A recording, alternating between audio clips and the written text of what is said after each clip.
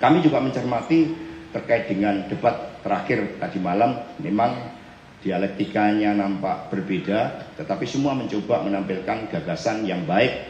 Dan di situ Pak Ganjar Pranowo dan Pak Anies memang memiliki kemiripan karena memiliki basis pengalaman sebagai gubernur yang banyak bersentuhan dengan persoalan rakyat.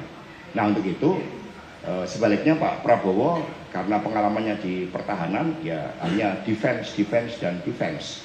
Sebetulnya yang saya sampaikan ya persis itu.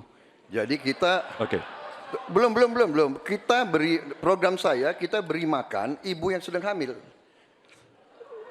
Kita beri bantuan gizi TPN maupun dari perspektif saya sebagai bagian dari anak muda, dari melihat perdebatan tadi malam yang adalah debat pamungkas dari Pilpres ini.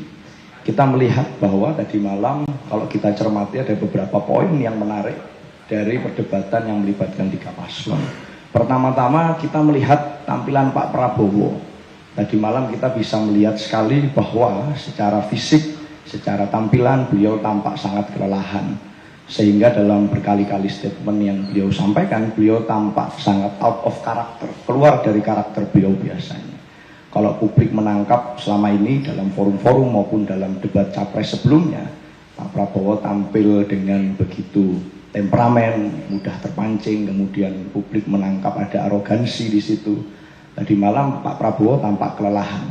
Bagi kami itu bukan satu strategi komunikasi, tapi yang kami tangkap adalah memang karena ini adalah faktor lelah dalam melaksanakan kampanye yang kemudian semakin padat. Dalam hal ini Pak Prabowo tampak sekali bahwa secara fisik sudah tidak mampu secara maksimal untuk mengikuti tahapan debat tadi malam dengan prima. Dari situ kita melihat poin-poin yang disampaikan Pak Prabowo seringkali adalah poin-poin yang jauh dari persoalan rakyat.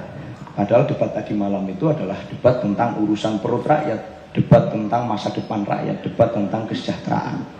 Tapi yang disampaikan Pak Prabowo berulang kali titik poinnya adalah bicara tentang misalnya narasi persatuan, tentang narasi bagaimana para elit bisa bersatu, sehingga Pak Prabowo harus berulang kali menampilkan atau mengucapkan nama presiden-presiden sebelumnya, yang mana hanya sekali menyebutkan nama Presiden Jokowi.